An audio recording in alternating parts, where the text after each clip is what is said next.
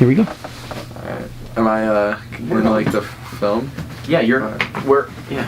Alright. Okay. All right. Yeah, maybe. Alright. Now we're official. Alright. A little wasabi in I think we have to start with Gotta be like- congratulations and officially announce. hand the trophy over. We should officially announce Samuel Emery's purple belt. Not that I gave it to him, but yeah, man, that is something. No, not really. It is something, but we're basically just here. One, because we haven't been here for a while. One, because we haven't been here. It's been two. We've got months at least. dilemma to respond to. We have a dilemma. We have a succession Yeah. of my. We have a few. I mean, What's open things about have been going on while the camera has been off, so to speak. Yeah. We've both been.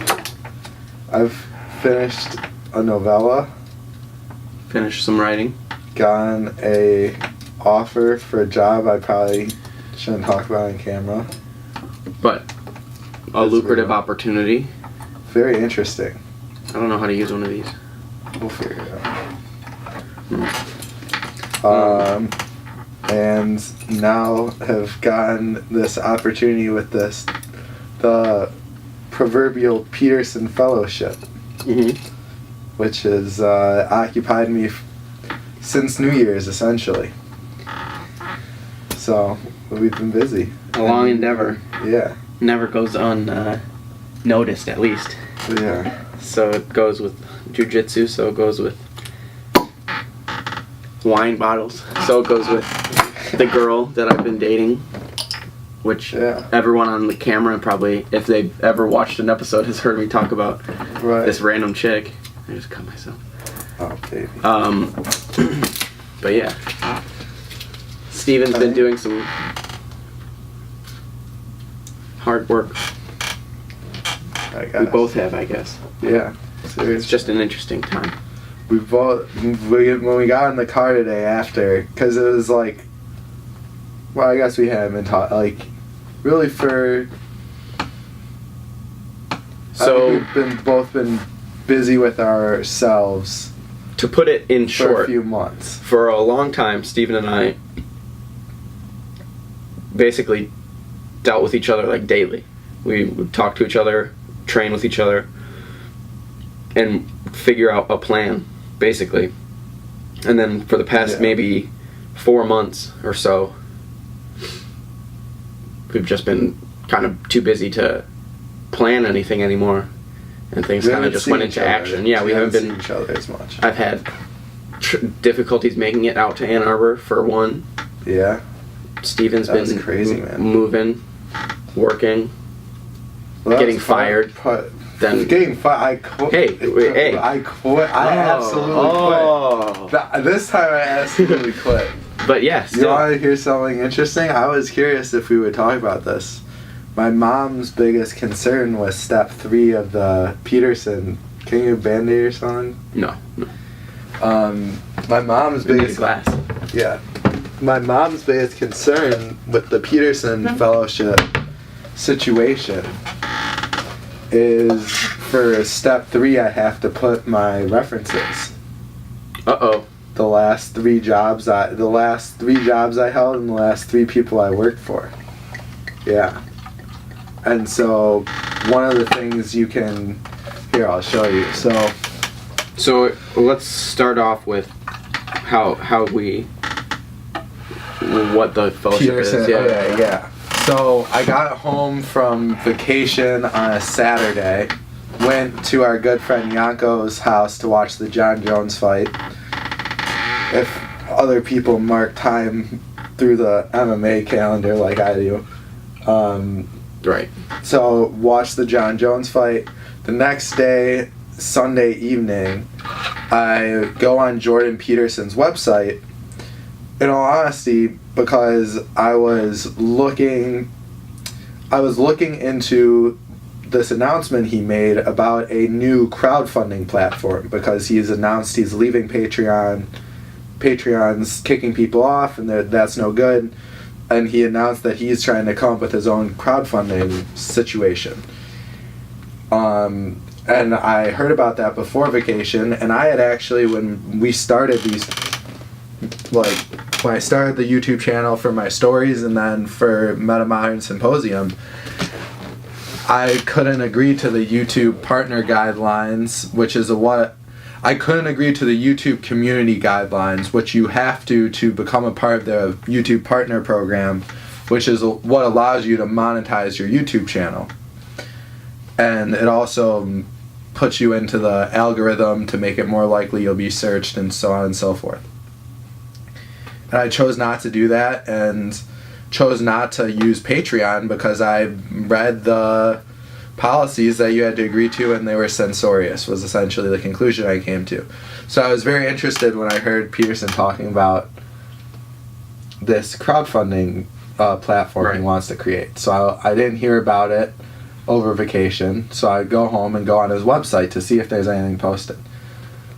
There was nothing except one of his blog posts was announcing the Peterson Fellowship, which is a program he started in conjunction with Acton MBA School in Austin, Texas. And if I'm accepted for a year, I'll be studying to get my MBA, and in addition helping Jordan Peterson prototype his ideas for online education systems, hopefully particularly in the humanities, which is what I chose to study or what. So that's what it is. I'd be here till August in Ann Arbor doing stuff on the computer, and then I'd go to Austin for how long of a till stint? Christmas, basically. For 6 months. Yeah, or five months or whatever. Yeah. I'd be in Austin for 5 months, Gotcha. from August to basically a December. semester of school. Yeah. So that's what it is. So step one. Step one. So I see this announcement. I click on the charger. Yeah. You go. Keep going. So I click on the announcement. I read it, and in the announcement, there's just this link, like, apply to the Peterson Fellowship. So I was like, oh, why not? So I click on it, and the survey comes up to essentially, which is step one of the application process. And it asks you to, the first thing was to rank order 4 different options. And then the second thing was it wanted you to check the boxes of all of the gifts that might pertain to you. And they were in order: storytelling, technical writing, user experience design, leading a high potential team, and agile development. I might have flip-flopped the last 2. But I checked all those boxes because fortunately I'd basically, from all the stuff we did on YouTube since I graduated, I had experience doing those things. Right. So that was the honest truth. So I checked those boxes, and then within that night I found out I'd been moved on to step 2, which was this whole written prompt. And then, so it was 5 questions, this writing thing, and I took basically a week and 4 days to complete it. I haven't told you this story. The day I went to submit it, so originally early in the week, when I first got the prompt, I wanted to check to make sure there was no word limit, because it said nowhere on the page anything about a word limit. So I took like 4,000 words from one of my stories and copy and pasted it into the text box, and it went in. Okay. So, no word limit. Like, alright. I go to submit it on like a Wednesday, or I think Wednesday night. Mm-hmm. And the page reloads as soon as I copy and paste something, and the prompt has been reduced to the first 2 questions with 250 word limits. And I had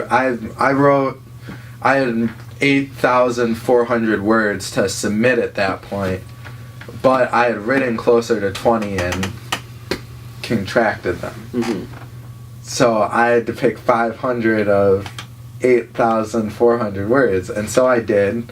And then the next thing, which I didn't know was going to be a part of that step, was a personality assessment and an IQ test, which I did that night.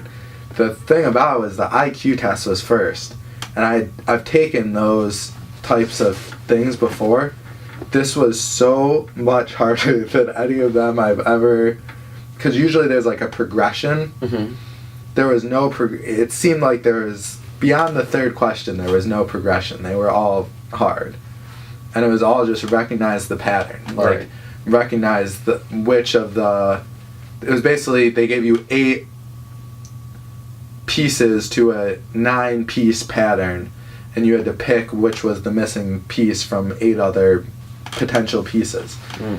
And I sat there doing that, and I was like, I'm fucked. Like, I can't, like, because it's not necessarily my strong suit, and it was just really hard, and I knew a few of them. Like, I was like, if they expect me to get like 15 or 16 of these right, like, I don't think that's like. How many of them were there? 17. 17. And then after that, I had to do this whole personality assessment. I don't know. Depends how much. They were hard. Like, listen, they were hard. Depends what they think about it. I mean. Yeah. How many? Right. It depends how they're weighing it in context of everything else. But that all being said, I didn't feel so like, it wasn't like I was like nailing these questions and like, oh, this is right. It was like, oh man, I guess I'll go with this one. I think it's right. And then there were a few where I had no idea and was guessing. So that was number 2. That was number 2. I think we're good. If the red light is, or the red circles. The red dots there, yeah. So now we're on to step 3, which we're going to record as a part of this podcast. Hopefully fluently. Hopefully fluently, yeah. And step 3 is, which brings us to my job. And my mom's worry about it is I have to give my references. Here, this is it. So I have to say the last 3 jobs I've had, the last 3 people who I've worked for, 3 words they'll use to describe me when they're contacted, and then my educational history, permission to grant background check. Then what we're going to record tonight is a response, a 2-minute, 30-second response to one of 2 dilemmas. And we'll get into that, but it's one of the deepest resumes I've ever, or what would you call this? An audition? They called it an audition. And that's what, virtual when audition. When I was writing my thing, so I should say this too, what I ended up doing after the audition process for step 2 got so diminished, was I was like, so I just wrote essentially 8,000 words for nothing. But I also was like, thought I was tripping because I was like, did I not understand this from the beginning? Like, what? It was such a abrupt change, and it was very unexpected. And I was like, did I miss something, you know? But I still don't really know, but I ended up sending the guy in charge who had emailed me a few times, like, I sent him the PDF of what I'd written, and he emailed me back saying, we appreciate it, this will be, like, considered in your audition or whatever. So I was like, oh, well, that's good. You know. So I don't know if that helped or not. Right. But when I was writing that, I basically told myself I'm auditioning as a writer. Like, that's what it was. I mean, anyhow. So the problem being with the 3 last jobs that you've had. Right. So my last job. And it says, well, let me preface this. It says, step 3, welcome to the 3rd and final step of the Peterson Fellowship at the Acton MBA in Entrepreneurship Program. Reputation, character, and your track record mean the world to us. Please describe your professional history to date. And then it says company title, responsibilities, and annual.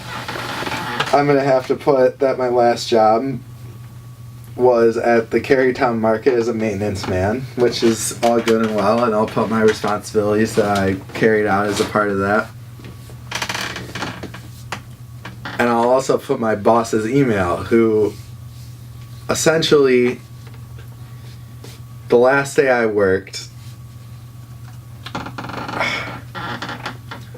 it was a perfect storm, or so it would seem, of circumstances occurred where my boss was essentially asking me to my face if I wanted to quit. And I said, yeah. And I had multiple reasons for that. I think in hindsight,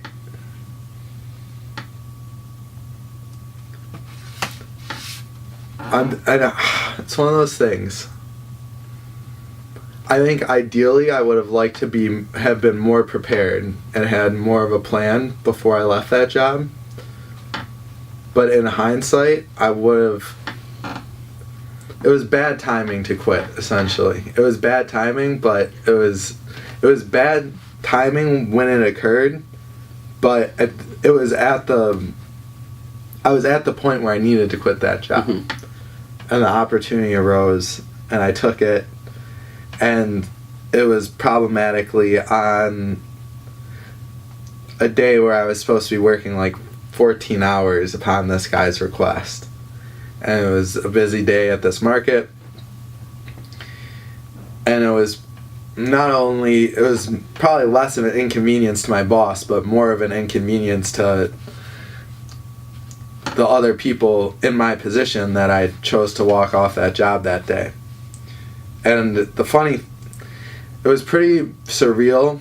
I think the most surreal part of that day, and there were a few, was my boss and I had an interaction when I got there that day that was very upsetting to me. And we go outside and start working, and it's early in the morning, and for those who don't know me, I'm generally not a morning person. Whatever. So we start working, and I just got to the point where I was thinking to myself, why don't I just go home? And I really got to that point where I was like, I'm gonna quit this job. And I basically was making that decision while offloading these tables from this truck. And this guy who was one of my coworkers almost knocked me off this truck with one of the tables as we're pulling it off. And I was like, I'm not about to injure myself pulling these tables off this truck today. Right. And I kind of need a second to collect myself. I went inside to fill up my water bottle. And as I was filling up my water bottle, I said to myself, you know what, you're going to go out there and you're going to finish this job today, and then you're going to quit. Mm-hmm. And then I went back outside and started doing more work. And then that's when my boss came up to me and said, you don't have to be here. You got to work on your attitude.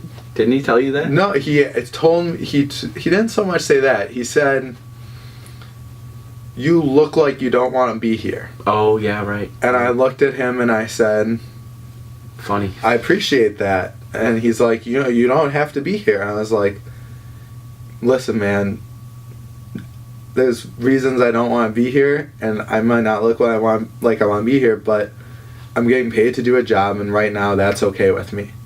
And he continued our conversation and basically then brought up the conversation at the beginning of the day, which was such a... He blatantly lied to my face, which really... He was a manipulative guy who liked to play. He was very nice and didn't like conflict. And so he would play on people's heartstrings to avoid that conflict. And he took it to the point of lying to me that morning. It had to do with basically days I had requested a long time in advance off for the upcoming Christmas break, and he basically asked me if I could work one of the days he had granted me off. and he had already granted it to me off, and I had made plans accordingly. And so I looked at him very blatantly, and this was literally the first thing as I... And so basically we... Okay. Go ahead. Good? Yeah. We had just gotten to this point at... where I just like knew he was being dishonest with me about our dialogue surrounding this, who would get what days off, essentially. And on top of that, I had already been researching doing this freelance writing on Upwork, which is now like the third thing on my list. Justin had already talked to me about this job, which has now become a solid opportunity. And, you know, I was basically on this mad dash to finish this novella before I left on this trip. Right. And I already kind of committed myself, like, that's going to be done before this, because now I'm going to have to decide, you know... If you're going to take Justin's job. Right, exactly. And, like, I didn't know how... So... Which would take you out of the state also. All of that, combined with the fact that, you know, I was tired and a little under the weather and annoyed. A little sore and a little annoyed with this guy for being passive aggressive, a little weaselly, yeah. Mm-hmm. And all things that will get you. All things that will make you make a rash decision. And I made a rash decision, and I might have to pay for it. We'll see. Well, you literally paid for it by not getting paid. I literally paid for it by not getting paid. That's for sure. Although I wasn't getting... Another thing, I wasn't getting paid much. And I'd been working there... This was the other thing. I'd been working there... No, enough. So when I first interviewed for that job, he said after a few months, if you've been consistently working, you'll get a raise. Because I understand this job doesn't pay much. It'd been about 4 months and he never brought it up. Right. So I wasn't getting paid much. I made a rash decision, and now this guy has an opportunity where I'm trying to accomplish something, and he might be able to prevent me from doing that. And if I pissed him off enough, I might pay the fight for it and lose a. But that's job one. I know. Listen, it's not the end of the world if this Peterson Fellowship. No. I'm saying. Oh yeah. You've got to write 3 jobs. 3 of That's not. The other 2 aren't really. The one. So the story with me leaving Rick's was never personal. No, I know. I still have a good personal relationship with the guy who they'll be contacting about that. At least that's so far as I can tell. Although that was a... I'm not going to out you on what happened if you don't want to talk about it. I mean, well, you can read this fucking novella, which is a large part about it. Basically, yeah, I don't want to talk about that right now, because that's a long time ago, and I've written a bunch about it. But, like... So, the main part about... The main thing with part 3 is the part that we're going to have to record during the podcast, which is a delusory, flippant dilemma. A random thing that has come up. Yeah. A very catastrophic little something. I feel like alright, let's do this. Let's talk about the dilemma that we're not talking about. And then let's get the weed and stuff off the table. So the first dilemma that may have been the subject of... Yeah. Basically, I've been asked for the 3rd step of my audition, to respond to one of 2 dilemmas. The second dilemma, which I tried to record a response to yesterday, and it didn't go so well. Although I was outside my comfort zone, I tried to make a short film with my roommates. Which is a very bizarre thing to think about. It was bizarre. So, the response was, or the dilemma was, The island you live on is hit by a hurricane. I'll read it out loud. Verbatim. Right, I'll read it. Yes. I always wonder what verbatim meant. Okay. Choice B. There has been a hurricane on the island where you live. All of the power has been knocked out and you have no idea how soon help will arrive. You have the only 10,000 gallons of potable water left on the island. How will you distribute the water? So, what we did last night, my idea was to make a short video on the premise that my roommate Matt had been storing up over the years jugs of water a month. That's very funny. Because he's also the thirstiest person I know. I just thought about that. He's also the person who would not tell you for 5 years he's been storing 5-gallon jugs of water. So at my house we have a water cooler where you basically peg a water jug onto it, and it's like one of those 5-gallon jugs. Right. Like when people are talking about the water cooler at offices, this is what they're talking about. So, oh boy, fucking. We have like a bunch of these 5-gallon jugs sitting around, so I was like, well, what if Matt had just been collecting these? And we had the last 10,000 gallons. And then my idea was to use my roommate's various personalities, which are... Various. And I would say illustrious of typical characters. Yeah, as many people are. As many people are. And I have them play off each other like they do normally. So like my roommate Matt and my roommate Eric have a very funny dynamic. So I was hoping to like capture that as a part of this dilemma, which we would have to decide what to do about, which is how to distribute this water Matt had been saving up. Or to distribute it all. Right, which Matt, essentially Matt's role decided was to say, keep the water. We're going to keep the water for the boys. I think what I thought about this earlier, let me ask you what you think of this. The thing to do, I think, is to put it at the end of the podcast.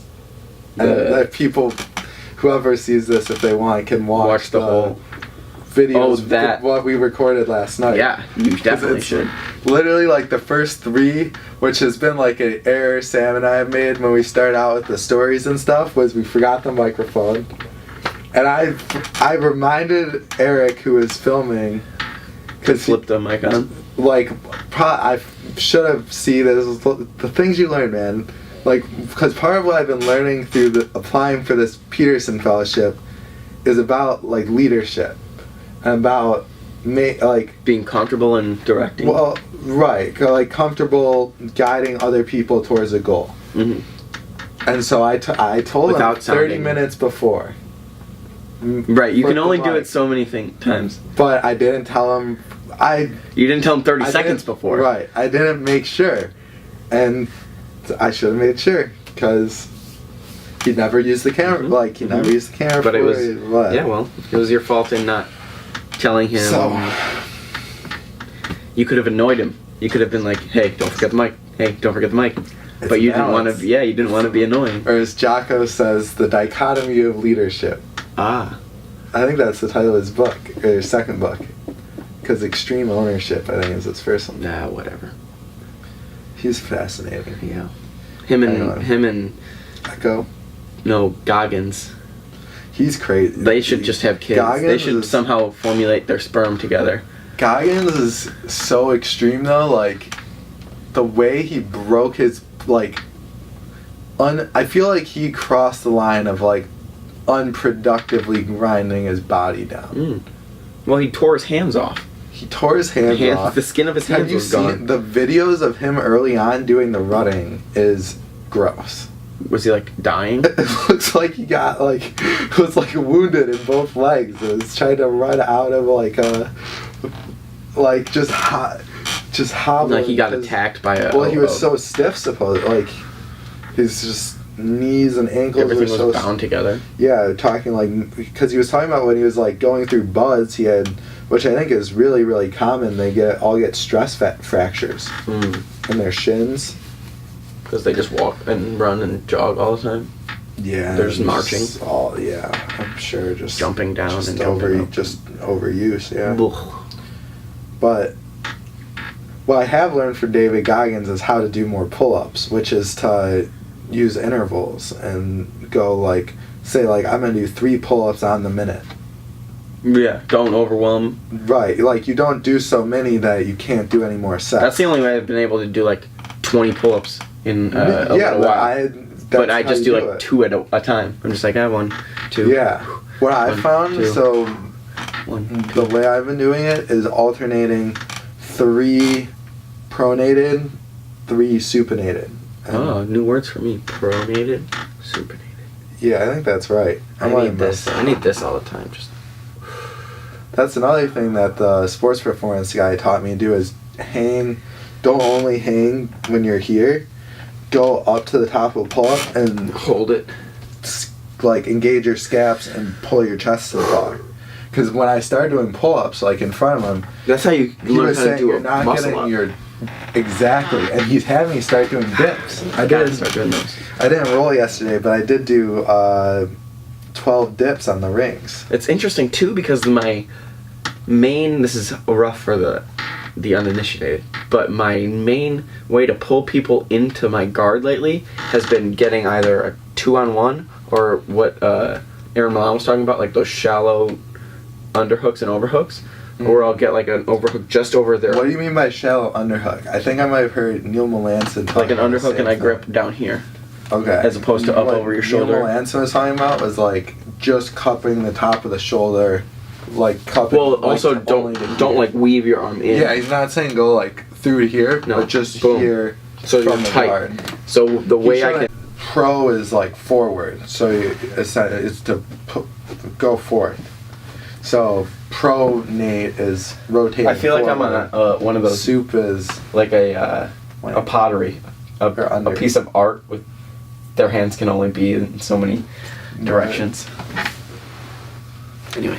Well, you can have a pro if you're even in your boxing stance, because some guys are pronated. That's more Muay Thai. Supinated. Some guys are pronated. Boxing, Muay Thai. Right. Interesting.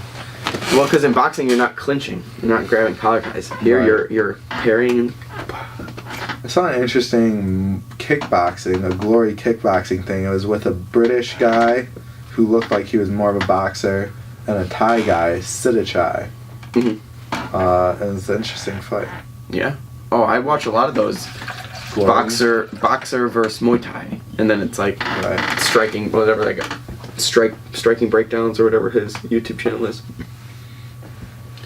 Sometimes I think that those guys that are breaking things down are kind of like keyboard warriors, as they say. I think that you brought up Luke Thomas at dinner. He's literally calls himself the Monday morning analyst. Yeah. It's like your show should be the Monday morning the couch analyst. Quarterback. The backseat quarterback or the backseat puncher or something like that. It's like he's nowhere near what Robin Black is.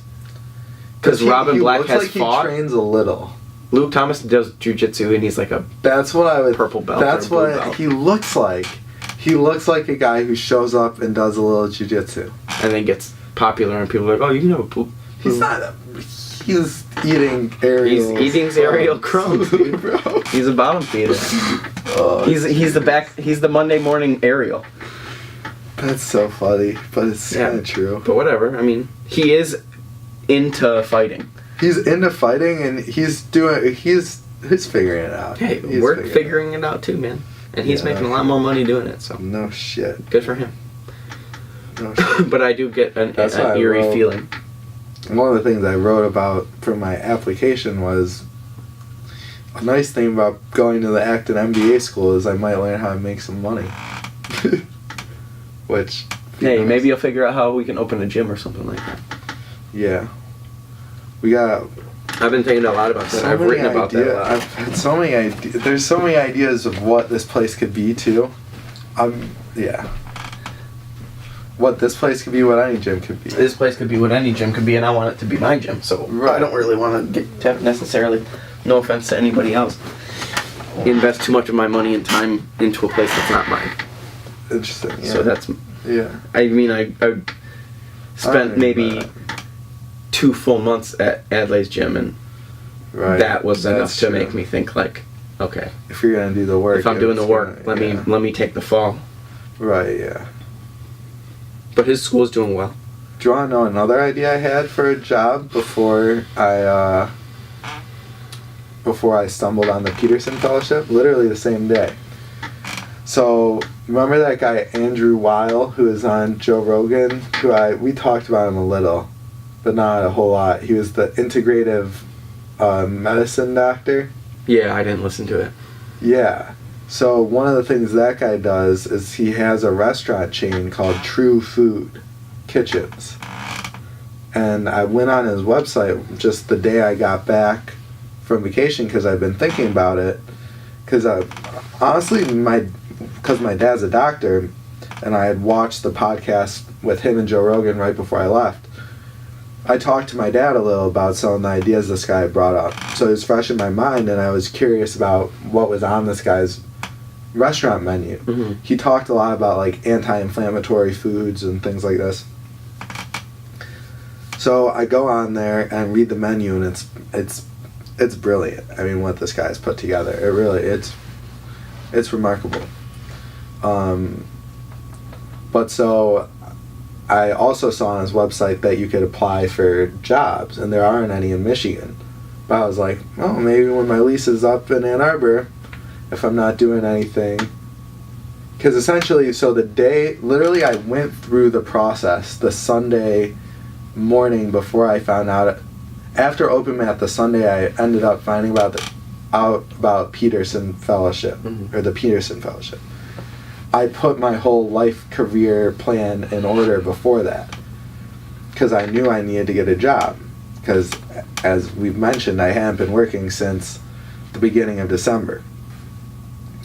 And so I was like, well, I have this opportunity with Justin. If that doesn't work out, then I'm going to stay in Ann Arbor. I'm going to do the Upwork and get a part-time job probably at this bar, Cirque, where I think it's Perello works there, but also I've been offered, another guy offered to get me a job there, who had nothing to do with Perello.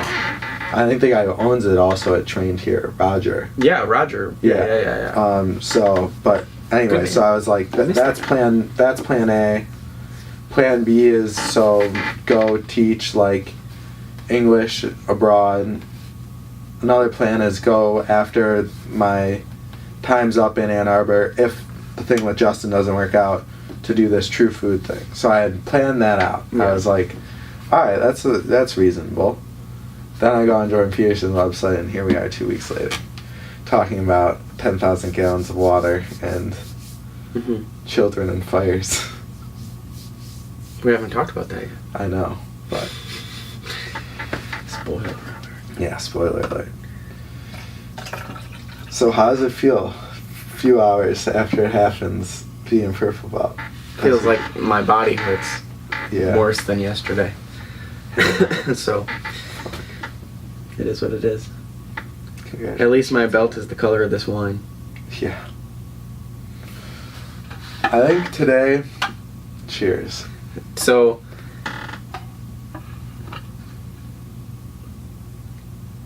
I talked about this as we were leaving the gym earlier, and it's been coming up in my life a lot, and I want to get a tattoo of it, is just the idea of being persistent and consistent in your efforts. And as long as you know,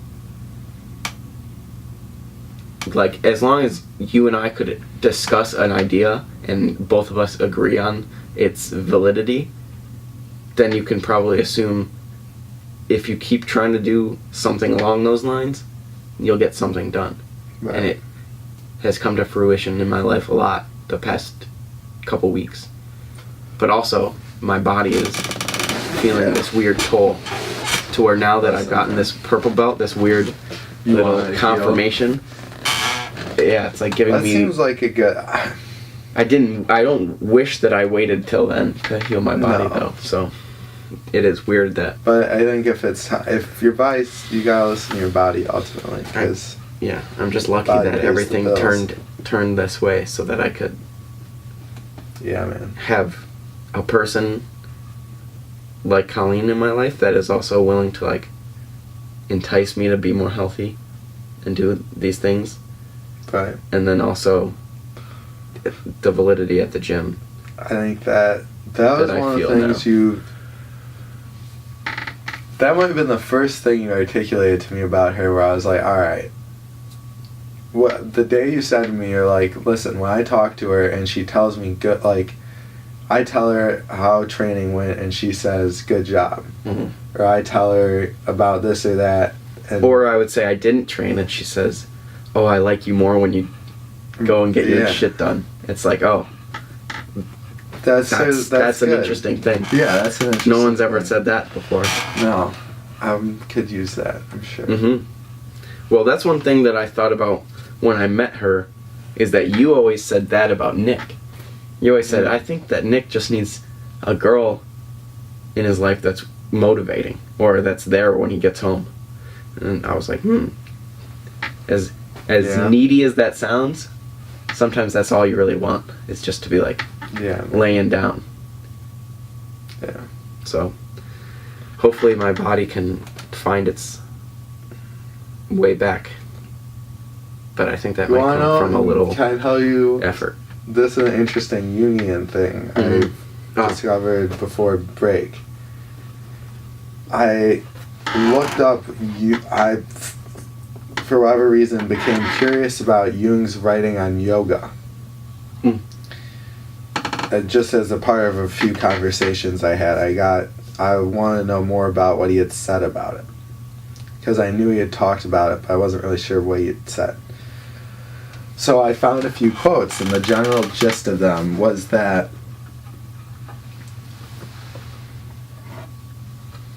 yoga, as compared to a pursuit like alchemy, reveals the most significant difference between Eastern and Western philosophy, which is that the Westerner engages creatively with the unknown, so to speak, or the unknown, let's say, whereas the Easterner is trying to submit or dissolve themselves back into the original Eurogoric state. Yeah. Right. Yeah. And so it's kind of a reverse order of operation. Well, yeah, it's also that way with achieve integration. Their descendants from beneath, and then the other way around in Christianity, where it's you descend from heaven. Yes, I would say that's a very succinct way of. Yeah, I would. But anyway, so yoga reflects this, where it's a physical process aimed at your the dissolution of your ego, let's say, or relief from self-awareness.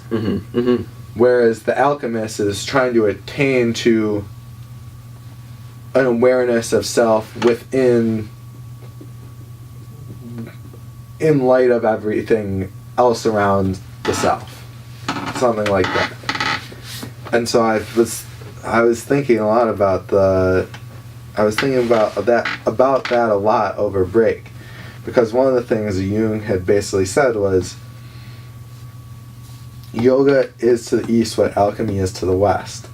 My thought was MMA is to the west what yoga is to the east. MMA is physical alchemy. You're trying to So in the 3 or 4 yoga classes that I've been to in the past couple weeks, the people that in MMA would be complete knockout artists or like just brawlers are these just chatty fucking yogites who want to chat your ear off about the most during the yoga. right before, and then when they do it, they just want to they want to breathe heavier than you. They want to stretch deeper than you, and it's very bizarre where you can see the aggression in how they're stretching. So this is the thing about that. Watch yourself. Since the difference between Western and Easterners is built into the canon and embedded in people before they know it in their development, Westerners have a hard time achieving the true aim of yoga because we're self-aware and creative and conscious of what we're doing and want to know that there's a reason that we're doing what we're doing. And so that makes it harder to get into the flow of yoga. Right. And so it's funny because people get hurt doing yoga, and it's like that was something Andrew Weil addressed a little, is like when you think about where the physical limitation is, it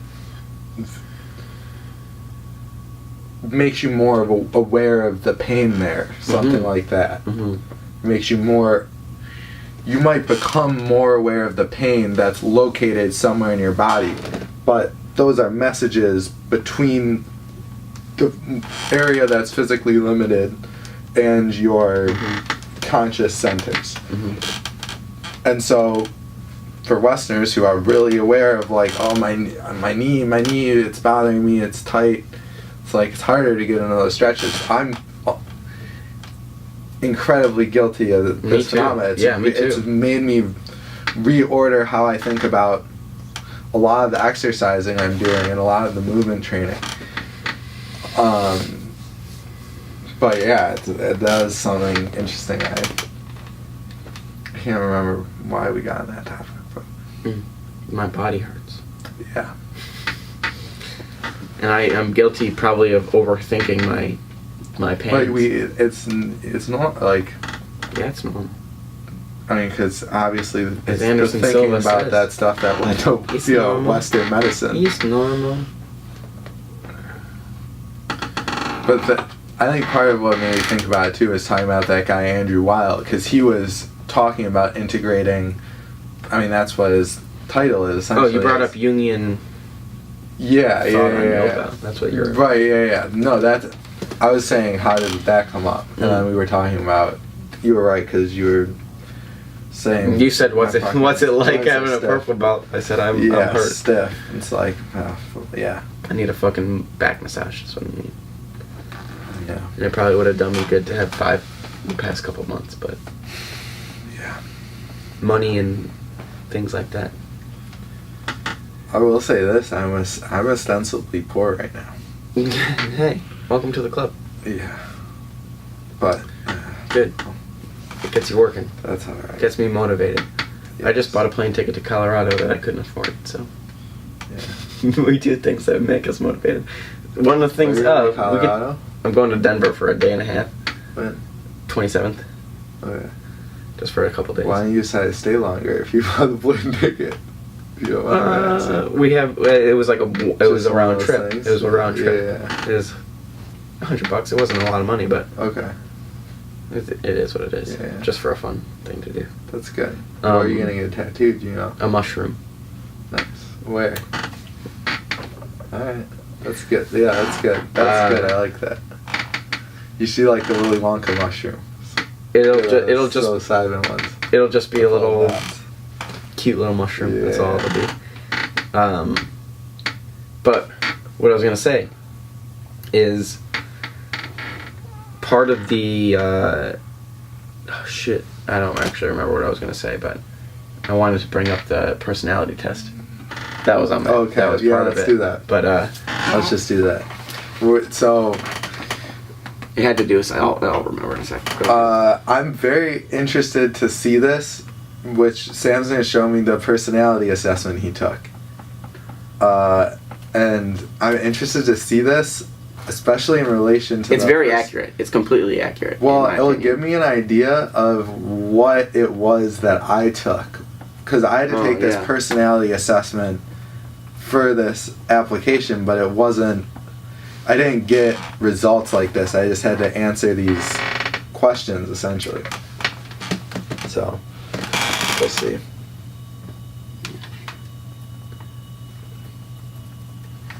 You can just go down and... It's been interesting on the first page. It's the first thing I saw. So basically it's broken down into the Jordan Peterson's Big Five aspect personality scale. Agreeableness. I'm going to go through compassion, high. Okay.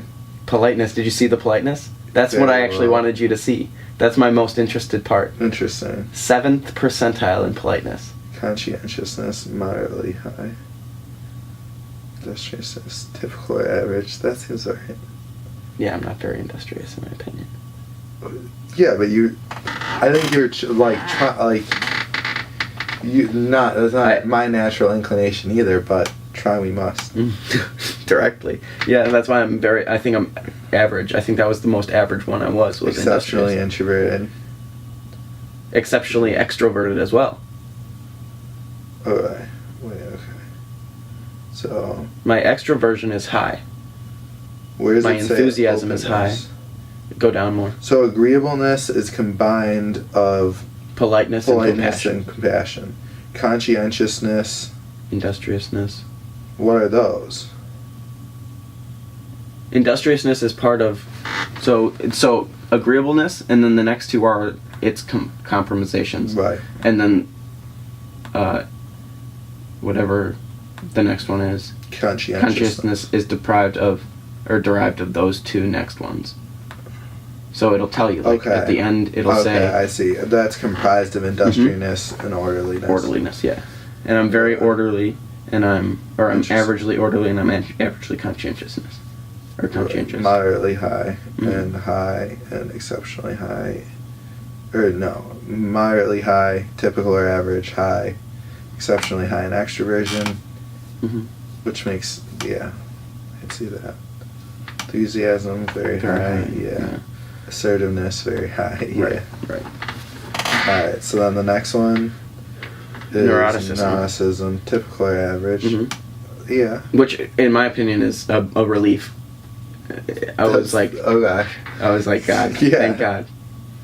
Openness, high, yeah, that's right.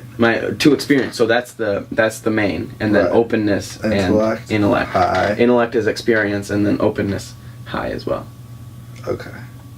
Well, I would say intellect is like... My experience... no, that's not... I would say my intellect... My desire to do... it says, let's see. I'm 82nd percentile. It says. It's a measure of interest in abstract ideas. Essentially, IQ is a measure of processing speed, verbal ability. I think the reason I'm not the highest of intellect is because I don't accept totally bizarre ideas. You know what I'm saying? Well, also I think it's not like you're pursuing like science, which is real, like real discovery real abstract ideas. Like, I'm doing something with my body and my mind that is like, in my opinion, an ancient art. So it's like, it's not totally abstract idea. It's a question that my species just really wants to know. It's a grounded activity. Wow, this is very interesting.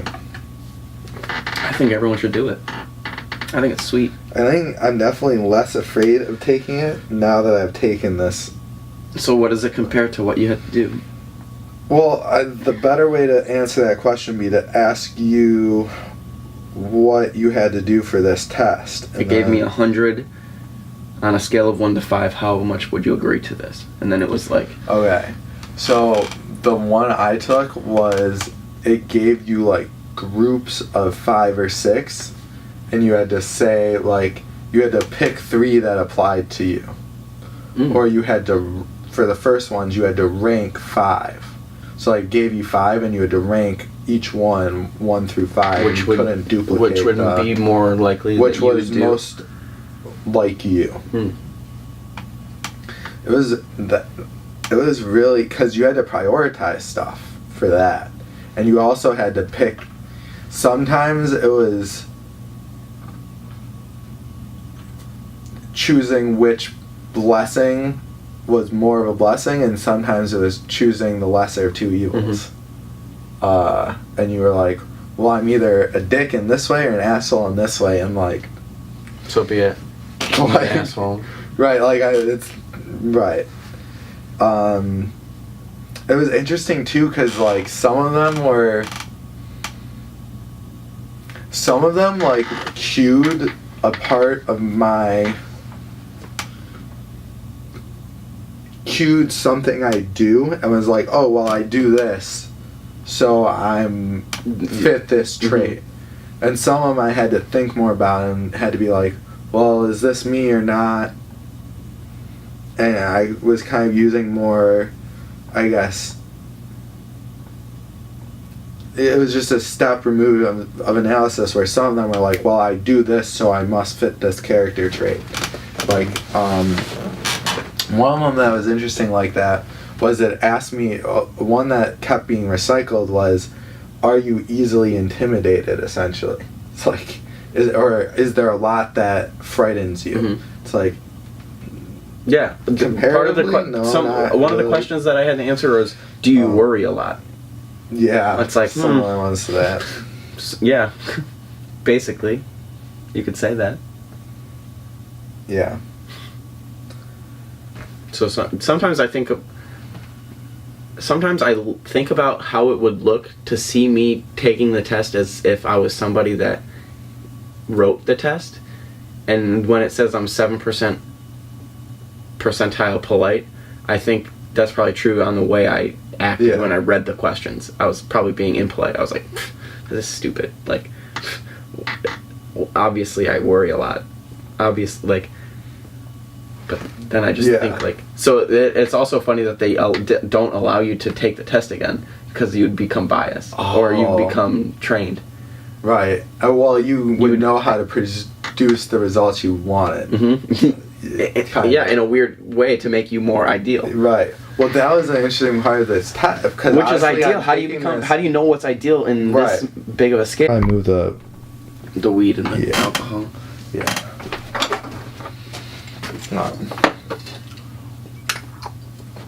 I'm less sure about the alcohol, but yeah, probably. Let's put it out of the frame. I'm not taking the plastic.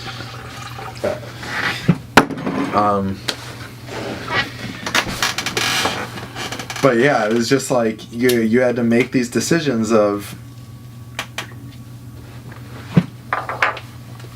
you know, like, how am I going to present myself for this, you know, opportunity or whatever. And so I was kind of judging my personality based on, well, how I wanted to present myself for this fellowship, which was interesting to do. All right, so I think it's time to do this. Move these. We're making our move. Yeah. To the. Sam's gonna read me this dilemma, and I'm going to reply to it. I don't remember your thingy. QWERTY 10915. Let's say it on. Hey, that's for you, listeners. Jesus. It's time to change things up in your life. You know what I'm saying, Yeah. Steve? Yeah. So we are once again in step 3. Reputation, character, and your track record mean the world. He'll list his stuffy steps, and we are here. So it's the evening. Your 7-year-old daughter's first dance recital, and you've been promising to attend for weeks. Just as you are leaving, the phone rings, and it's your most important customer. There's been a fire at his plant, and he needs you there right away. Would you go to the dance recital or to the plant? Okay. My initial thought is that it depends on the exact circumstances. But my instinct in this situation is to be guided by my family is the priority. That has to be, whatever I do, their best interest has to be at heart, because the reason I'm working is I'm sacrificing to provide a life for my children and my family and even my broader community. Work isn't an end into itself for me. So, all that being said, the only way I would go to the plant is if my entire business through my own fault, was reliant on this sole client. Mm-hmm. Like, he's my most important client, but does the livelihood of my family depend on this client? Yeah. And if the answer to that is no, then I can hopefully talk him. Okay, so I'm leaving the house and I get a call. Mm-hmm. I'm driving to my daughter's dance recital and I'm talking to him. I'm like, first of all, it reminds me of Dostoevsky's Demons when he describes what happens when there's a fire during the literary fete. Mm-hmm. And all of these people essentially go to watch the workers' quarter of town burn. And it's like, this guy calling me so I can go watch the town burn. Like, if I'm just watching the town burn and there isn't something I can actually do by being there, not a fireman, I can't stop the damage. So, you know, that's part of the decision. Am I going to watch this town burn? Probably not. Mm-hmm. I'm going to ask him, can I send someone else? Mm-hmm. Can I send one of my subordinates? Does it have to be me? I'm going to basically be on. The other thing is I want to be honest with everyone. Mm-hmm. So I'm going to be honest with him. I'm like, listen, man, I made a promise to my daughter. I'd like to be there. I'll be there as soon as I can after. But this is the situation. There's been a fire means there is no longer a fire. Right, that's an interesting thing about it. It's like, what a problem am I going to solve by when being I get there? Yeah. Like, That's what's on my mind the most. Right. What problem can I fix in the time that it would take me to see my daughter's dance recital? It's the evening.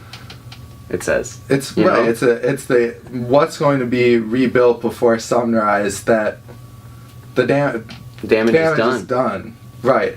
And the question isn't whether or not he needs me there. It's whether I need to be there so my family can continue to eat. Mm-hmm. Essentially. Mm-hmm. So here's the other thing. It's like, worst case scenario. For my family, I've put myself in a bad position where my family's livelihood depends on my relationship with this one person. Sole character. I have to go. It's like, what do? Becca gave me good advice. This is our training partner, Conroy's girlfriend. She said... FYI, that was probably about 2.5 minutes. Yeah, I figured. But I think we got enough where now we can clip the last minute or so. And if we want, we can talk about it. We can do it again, yeah. So she basically told me, she goes, have your wife or whatever record it. Tell your daughter, I love you, I'm not going to be there. Watch it with her right after. To make something of it. And then you make it up. You apologize. Yeah, your daughter's also got another recital. Hopefully. Unless she breaks a leg. Right, I tell her on the phone, how do you break a leg? So you have to do it again. Exactly. Alright, that was good. Do you want to try one more time, just for fun? Or do you think... Yeah, I think we should have timed that. It was a mistake. Mm-hmm. Me too. Alright. Well, we can... Here, that's still going. I hope. Just put a timer on your phone. Are you saying go reset that? Mm-hmm. Okay. I think that was... I wouldn't have a problem using that. That was cool. I know it's good. There's no reason we shouldn't do it again. No, not at all. You can have that one. That one's already there. Yeah. Alright. So, okay. We are going to record... We're going to do take 2 of our dilemma. Just don't tell them that. Actually, this is how clever I like to think I am. Not how clever. I think of weird shit. Part of this is you can put comments for the first thing. Yeah, company, title. I thought if you really want to see if it comes up, I've thought of putting as a comment, view Metamodern Symposium 8 if you really want to know my thoughts on my job. That's true. Or just that could be a comment. Link yourself link us in the podcast. Your sweatshirt's on, though. I know, inside out. Purple out there. Wait, what? You're inside out. I know. Why? It's a 10th Man Ann Arbor shirt. Oh. That's really funny. Oh, it is what it is. I wear my clothes like this a lot lately. Inside out? Mm-hmm. That's a good metaphor. I'm showing my innards. Exactly. Well, if they want to see my innards in relationship to this job, I thought about putting as a comment, watch Metamodern Symposium 8 this morning, because I knew we would talk about it. Are you talking about just your snippet that you created? What? In the 8th one, didn't you create that? No, this is the 8th one. Oh, I'm saying if they want to, if they get on the phone and this guy says, well, Steven's left me on the most important, busiest day of my life and hung me out to dry, and whatever he's going to say about me leaving that day, which I'm worried about because I want this opportunity. The people who are interested can watch this video if they so choose. Yeah, and exactly. I've explained to my good friends and dear listeners my thoughts on the subject, because listen, I tried to leave there. I tried to shake his hand and say I appreciated this job. It was right for me while it lasted. These are part of the reasons I was perfectly ready to walk off this job when you asked me to, or asked me if I wanted to, essentially. I told him that, I had other jobs and, it served its purpose, which was for me to be able to read and write, because, while I was there, because I could accomplish I could do the job and then have time to read and write, and that's how it was efficient that way, and it was good. And I tried to tell him all that, and I thanked him and shook his hand and left. So, all that being said, I thought this morning, if you and I talked about it, that might be the comment to make, was my thoughts on my employment at Carytown are a part of Metamodern Symposium number 8. True. Anyways. I have a question first of your opinion. Do you think there's a typo right here? There absolutely is, and I think it's okay, I'll say it's a deceptive I'll move. say this. It's deceptive. And I know I won't pin this on Jordan Peterson himself, but there have been a few glitches with the application, let's say. One of them is this typo. The other was when I went to insert my 250 words that I condensed from 1,000, I copy and pasted what my word processor said was 247 words. I went to copy and paste it, and it wouldn't let me put that much in, and distorted the typing completely, and I had to redo it in the text box. Anyways. It's the evening of your 7-year-old daughter's first dance recital, and you have been promising to attend for weeks. Just as you are leaving, the phone rings and it's your most important customer. There's been a fire at his plant and he needs you there right away. Would you go to the dance recital or to the plant? Alright. My initial response is there are specifics that would determine exactly what I would do. What wouldn't change is my actions would be driven by my familial obligations. That's the priority. I would see, right now I essentially see the work that I do as in pursuit of a family, and once I have the family, the work I'll be doing is to support the family. So, all that being said, the only reason I would go to the plant is if I put myself in such a bad position that the livelihood of my family depended on this one person. Just because he's my most important client doesn't mean my entire business should be predicated on just his business. His business. The other thought I have is, I did much better the first time, didn't I?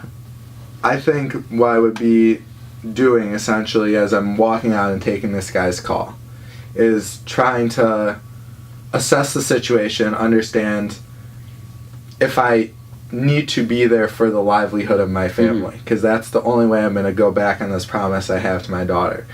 I'm going to be honest with this guy and be like, listen, man, I made a promise. I have an engagement to keep. The other thing I'd be asking him, which brings to mind in a scene in Dostoevsky's Demons, when there's a literary fete and there's a fire during the fete and everyone rushes out of the fete to essentially watch the poor part of town burn. It's like, I'm not going to go out there to watch the town burn when I could be watching my daughter's dancing. So I would need to know that from him. I would need to know if I could send someone in my stead, if I could send a subordinate to do the same job as me. And I would need to know exactly what we're trying to accomplish by me going and being there before morning. Like, I can't put out the fire. I can't rebuild what's burnt down in one night. What are we trying to accomplish by my being there? All that being said, worst case scenario, and my family's eating depends on me showing up to this plant, and I have to go and miss my daughter's recital. I asked my wife to record it. Granted that I'm lucky enough to be married at the time.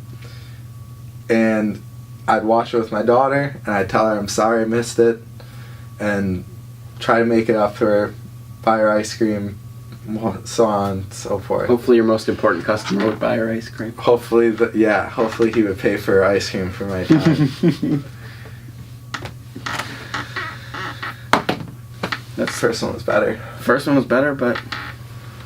Do we do a third one? I don't think so. No. Not really. No. I think just do the first one.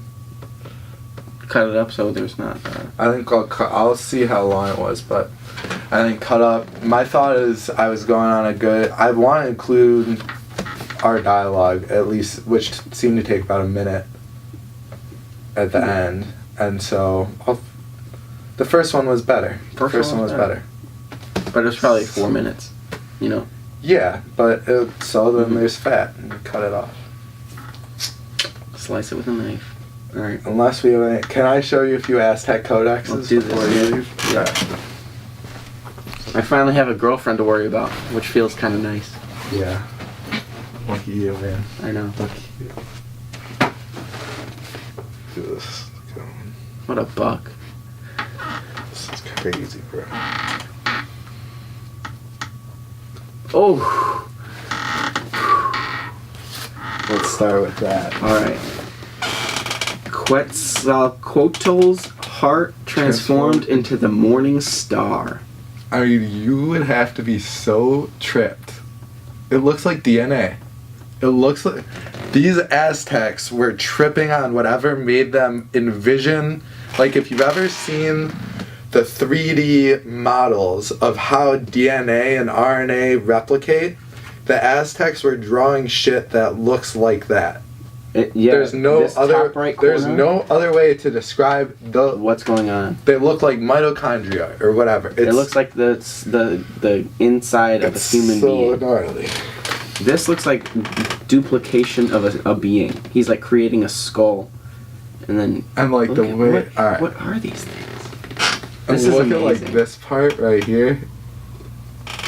So this book is called The Great Mother: An Analysis of the Archetype by Eric Neumann. Can we show the picture? The picture? Yeah, you gotta try to make sure it's like zoomed in properly. Let's see if I can do. So this will be some shit. You gotta Which knob is it? Use your left hand to hold the thing, the book, and then your right hand, your pointer finger, this black button that's on this side of the camera. It's like on my side, like you're taking a picture. This one, if you this hold knob it here. halfway down. You do it. Like not too complicated. It's too complicated. It's like this picture. So like this. Oh, it's like one of the puzzles.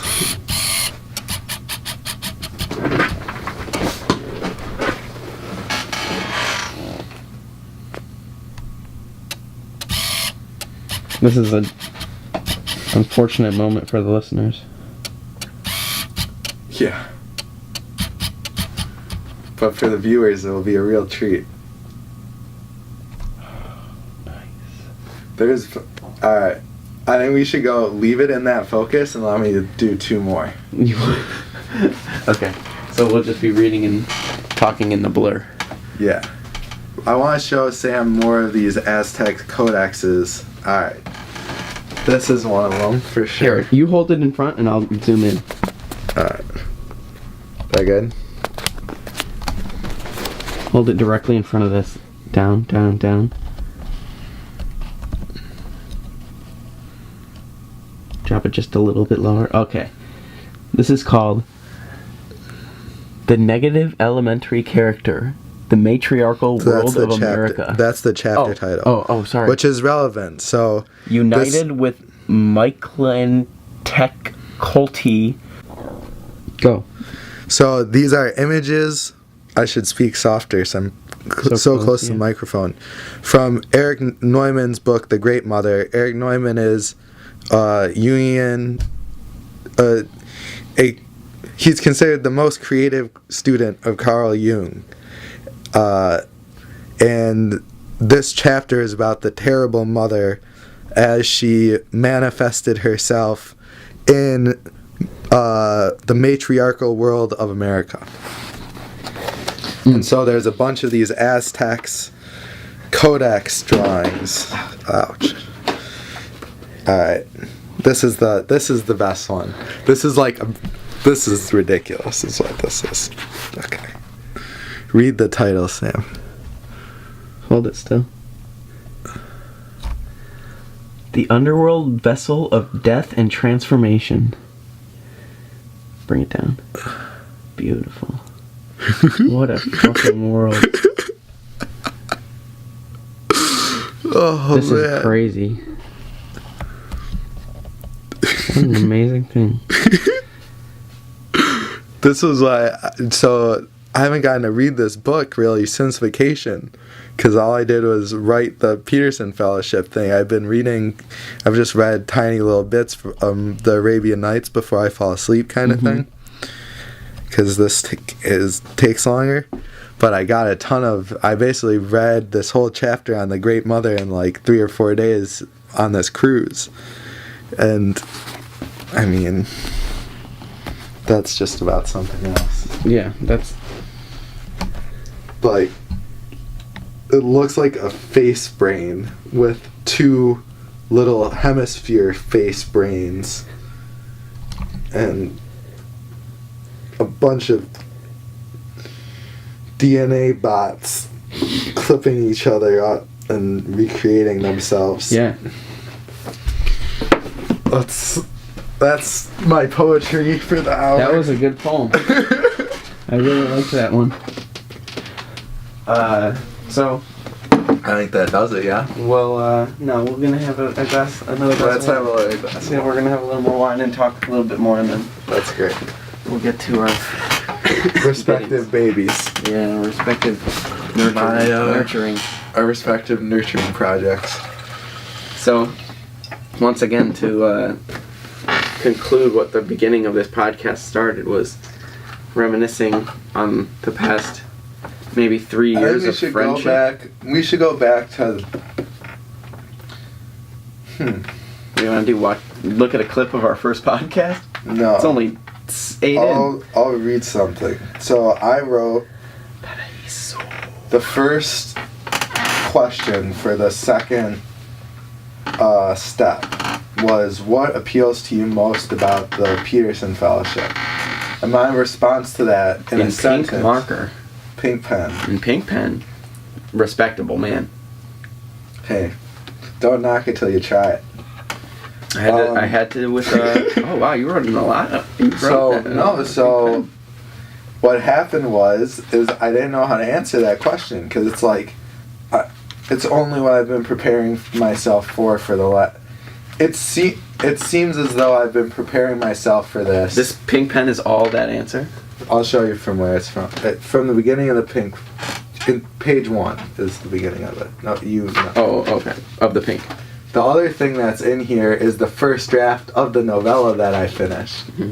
So this whole notebook is my answer to the first question, the Peterson Fellowship audition, and the first draft of the novella that I will publish as soon as I can. That's what this notebook is. There's a lot in this notebook of me. So, what I wanted to say was, the way I could answer that in a sentence was my development as a novelist and my exposure to Dr. Peterson has been one and the same journey.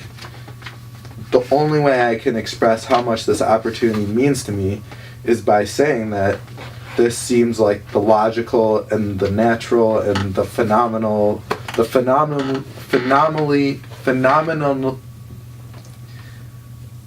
it's a phenomenal coincidence that I've been presented this opportunity. Right. And so the way I answer that, the way I figured out that was my answer to that question was I had basically wrote from me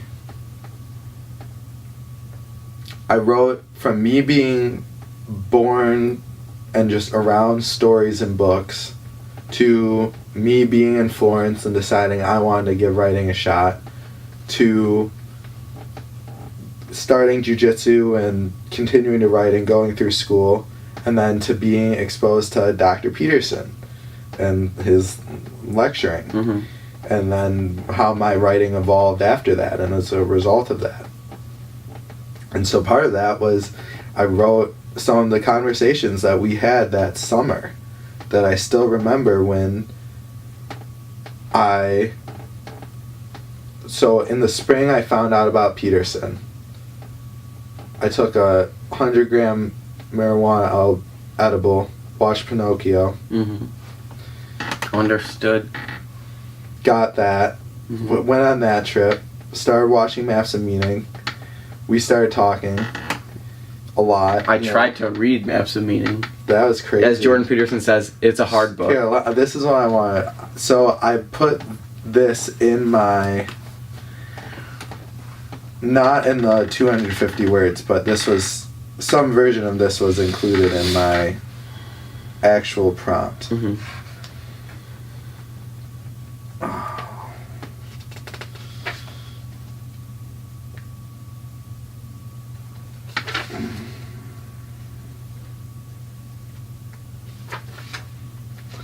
I wrote about me showing you the Nietzsche video where he starts talking about each sentence being a bomb and how that's been a running joke. We fell out. Yeah. That's been that's been a joke, has been, how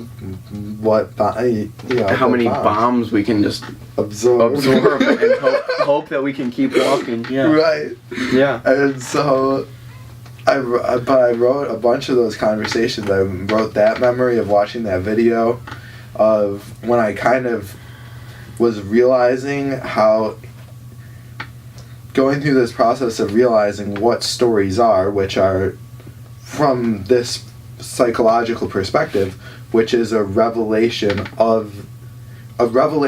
and representation of how these patterns of behavior interact. Yeah. And I was beginning to understand that, and I talked to you about it. I was like, if I can understand this, imagine the stories I'll be able to write. And I wrote those conversations. And like you were saying at the beginning of this,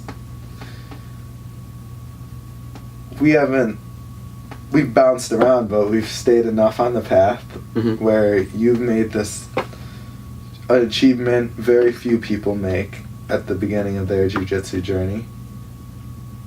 And I'm on the precipice of this, whatever this opportunity is, and have others, and we've done a lot, man. Yeah. We don't have 1 billion views on YouTube, no, but hey. Work gets done behind the scenes sometimes. Most of the time. When it's one of the things I learned from because you were there. And then I think it's going. It's not recorded, is it? I think it says it is. Is it? It says so. Okay. I think we got a little red light flashing, which might be the heat. Oh, it is. Yeah. Okay, I think we should wrap up with this thought. Or not with this thought. But what I was saying was, since you experienced it most, I mean, I was really anxious recording these stories. Mm-hmm. I mean, it was hard. It's still weird being on camera and whatever, but this made me really nervous. So what I learned from this is people will watch these when I'm ready for it. And I'm probably not ready for it yet. And I'll probably have to... I doubt I'll be prepared for that when it does happen. I'll have to adapt to it. I also think that the little bites will come gradually. Yeah, right. So as soon as this thing gets 40 views, someone will maybe say something, and then 400 views, 2 people maybe say good job or bad job, and then... Or maybe... Or they never get viewed ever. Here's another thought. Maybe this wasn't good enough to be viewed. Maybe. And I have to write something better. Or maybe, yeah. Maybe you... maybe in a year you'll look at these and be like, I hope nobody ever looks at them. Here,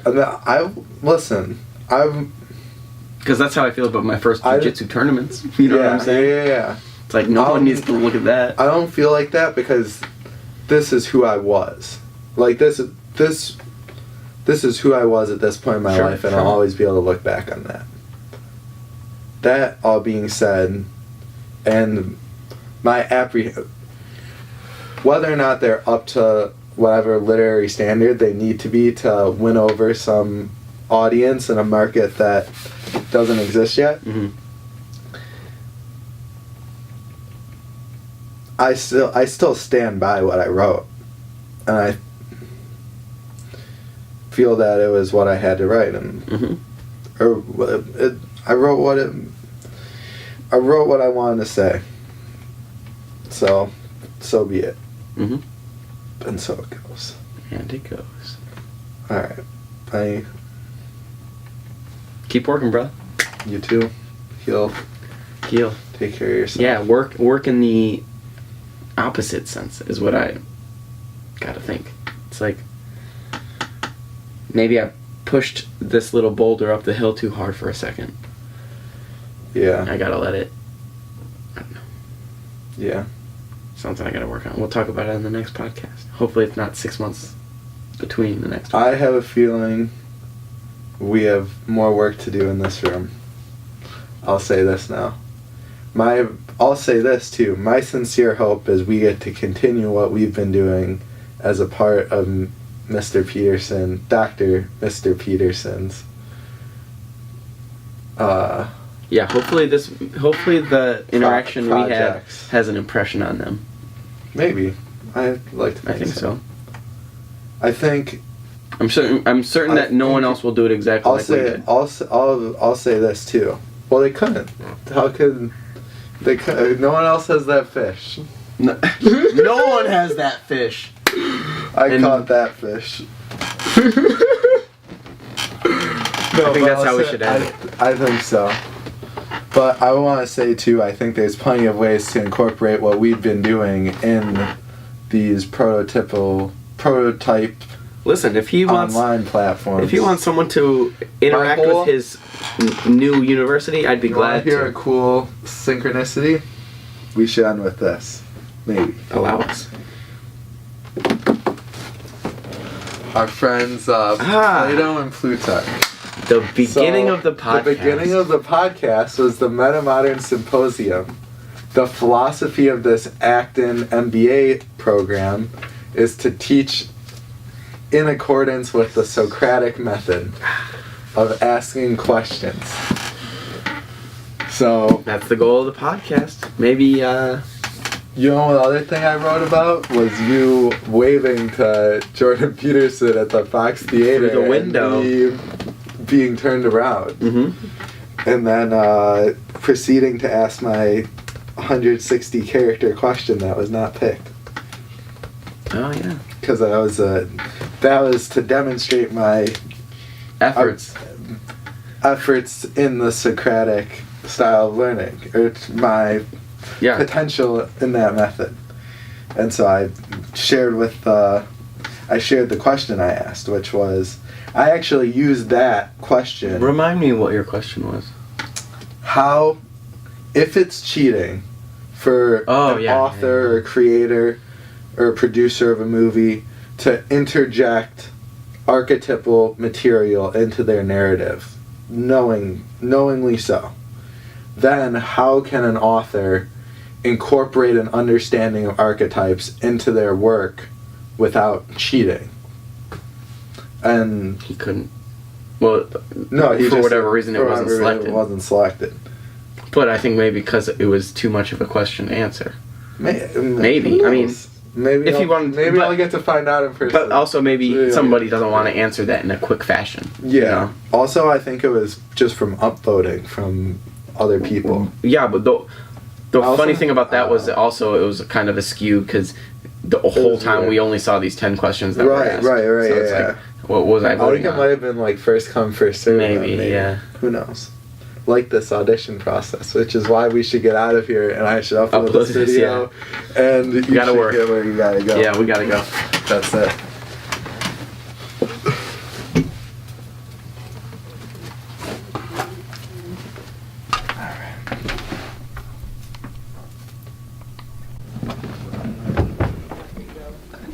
Yo, guys, you won't believe what I just found upstairs. What? This guy's still got a little battery left. Yo, I'm gonna film our last Doomsday Kemet game. Yeah, get this ass whooping on record. Okay, let's do it. You can go like a champ. Yo, So I got Steve, some news, everyone. Hey, Steve. Yo, what? Why we got a camera? Whatever. All right, we got 3 days. This guy at Beer Depot, who I just talked to, said until all hell breaks loose. He's basically saying since we're out of, there's no running water. He thinks the store will last 3 days or so with everything they Almost got. out of beer. or until Beer, water, That's all no of it's time at gone. all. The water is gone. Oh, damn. we got Wait, some what? We haven't prepared enough. We gotta get more beer. There's no. Listen, here's the other thing. So I've been looking on the sat phone my friend gave me. There's a blockade around the island. Unless we give in to Vlad's demands, he's not letting help through. So negotiations are ongoing or whatever, but we don't know. It's gonna be a few days. Whoa. How much water do we have? Well, we got Do we that. have anything more than that jug? Just this one? Empty. Everything else is empty. Actually, guys, I have something to say. So, What, dude?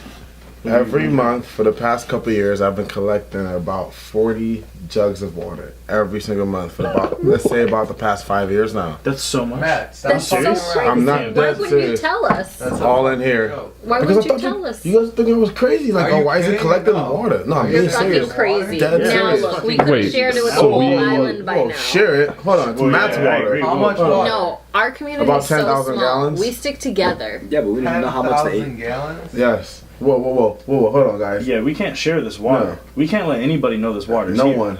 Actually. If they're out there mobbing, we don't have any defense here. We gotta get the water out of here. We do. Whoa, actually, yes, we didn't get the water out here. What's set up? There's that one kombucha place, the old factory, you know, a couple miles out where Steve used to get his stuff. Good idea. Good We're idea. gonna You get could this. always- It's kind of low key. It's been closed for a while. You know, Use Brian's truck. Okay. Cover Anyone know what darkness. Brian's keys are? Anyone know where Brian That's is right right. now? We gotta get this stuff out of here. We do. We'll talk to Brian. All right. Here's the thing: we can't help anyone if we don't Only get out of just here. us, guys. If not, No, then Matt. Listen, we gotta do our best to help, but like, you're right. If it's here, either way, we're screwed. So So why are we taking it to the kombucha place? just to hide it. we can't get it. Like, if people find out we have the water here, they're gonna come get it and fucking. No, we're done. Yeah, We're done. But the riots will still happen regardless of that. These are our friends we're talking If about. here's the thing, this is crazy. If we make it into like kombucha at the kombucha beer place, they have the stuff there to do it. Maybe we can give it to the stores. The party goes on long enough, man. I That don't is know. true. That's probably the best Party idea. goes people on from until rioting. civilization returns. People may still think like there's nothing wrong. Exactly. No one knows if the aid won't be It's coming yet. important to make sure that No We panic got, yet. People can all get that right, stuff. let's figure it out. We got close to 25,000 people. Yeah. We got 10,000. Apparently, we got 10,000. 10,000 gallons of water. At the very least, 10,000. 20,000 of these bad boys. All So right. why would we make kombucha? It extends just It'll to last extend the longer. liquid. Not even that. We have like I'm telling you, people need to be, if they're drinking for the next 3 days, because that's all we have is what's left on the island. If that stops, people are gonna lose it. That is true. This is kind That of is true. crazy, guys. This We is shouldn't kind of turn all of it crazy. into. We shouldn't turn all of it into liquor right away, but at least some at first. That way too, people won't question where this water is magic. Like all the stores are out of water already. So if they Exactly. get water So all our of a best sudden, solution to help the community is to get them drunk. Yes. Yeah. Keep them Maybe. drunk. Then drunk. Kombucha is but not much not too alcohol. drunk. Not too drunk. Not like liquor drunk. What We'll happens if dilute people it. get hurt? Hey, look. First People of all, are gonna get hurt. it's Yeah. bound to happen anyways. People are getting hurt. Look, We we come first, and by keeping them second, we stay at first. So let's just do this. gotta get Brian's truck. You do. The first thing we gotta do is get this water out of this place. Yes. This is just no. It's not a safe location for this. I'm gonna go pull up the truck. Alright, talk to Brian. Take two. You guys scared? 'Cause I'm looking pretty good. This Yo, guys, you won't believe what I just found upstairs. This guy's still got a little battery. What? Unreal. Yo, I'm Yeah, gonna get this record asshole this on record. final doomsday game of Kemet. Oh man. Bro, don't fucking joke about Jeez. doomsday, bro. We got a situation in our hands. There's no running water, obviously. You guys know this. I talked to the guy at Beer Depot. He says we have 3 days until the stores are out and people are. He thinks we have about 3 days of supplies based on what he has in the store, talking to other people. Wait, Steve, what So- about international aid? Yeah, Like, the we'll aid's get coming, help. right? Yo, Yeah, of course. we don't know that. Like, no one knows what's going on Last outside. time they said we'd have a couple Okay, weeks. listen. I have the sat phone. We don't know when they're gonna be here. A couple weeks or whatever. Listen, I have my phone, the sat phone my friend gave me. There's a blockade around the island. He said, Vlad is saying that unless we give in to his demands, no aid's coming through.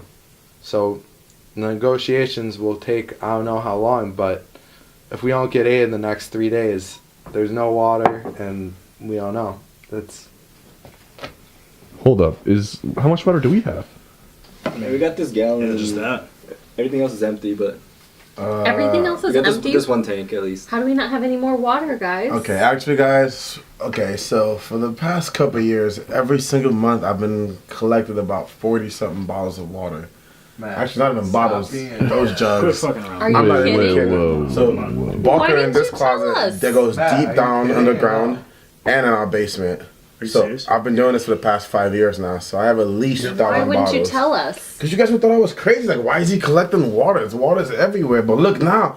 Look, we have water, Wait, guys. we have to help people. We have to help people. No. We have to No. share. No, this is Matt's water. is We such a can't. tight Yeah. Matt was one that collects his water, I store agree. this water, hit this water. We for can't us. let anybody know this water's here. Only us. Yo, he's Yeah. right about that. If you're serious about this water, man, as soon as anyone finds out we have it, Yeah, they're we're coming. done. That's true. We're done. They're coming for We're us. We don't toast. have any defense. Guys, these are our friends. They wouldn't do that to But yo, us. Wait, they're No, you friends. don't know We what have people are gonna do in this world. 20,000 people are gonna be like dying of thirst. They're gonna come get the water. Exactly. So this We stays should between us. We could always take it to the abandoned warehouse, the one that's like a couple miles out from here, Oh yeah, actually, that's a good idea. behind the Where you- care.